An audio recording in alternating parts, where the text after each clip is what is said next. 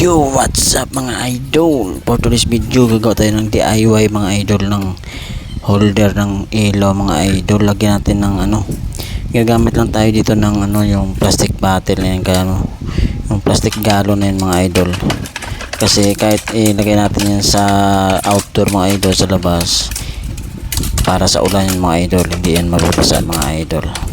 Ayan yung gagamitin natin dyan, yung 1 liter na plastic galon mga idol.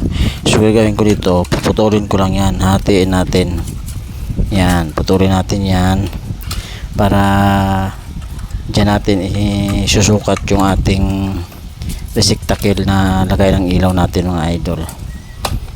Para hindi mapupundi mga idol at hindi mabasa, kasi pag yun nabasa, sigurado pundi ang ating ilaw. Kaya gagawa tayo ng pinaka suporta sa ulan mga idol na hindi mabasa ang ating bombilya.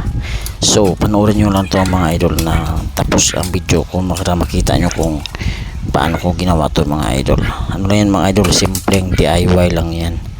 Yan aking ginawa dyan para hindi lang mabasa yung ating bombilya. So bahala na kayo dyan mga idol.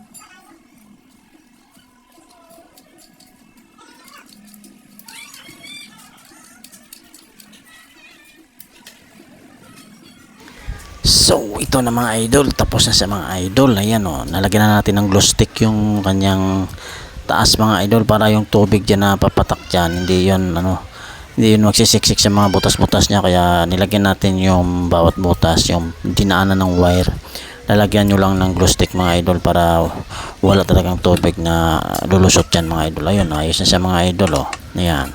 So ikakapitan natin yung ating bombilya para matesting natin kung gumagana na si mga idol.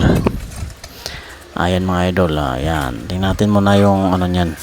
So, try natin muna ipailawin na yun, umilaw na sa mga idol. Tingnan, buhusan natin ng tubig yan, di ba? Ayan, hindi na sa mababasa mga idol, kasi may safety na siya sa ibabaw, plastic gallon lang na 1 liter ang kailangan dyan. So hanggang dito na lang mga idol, thank you for watching, bye bye.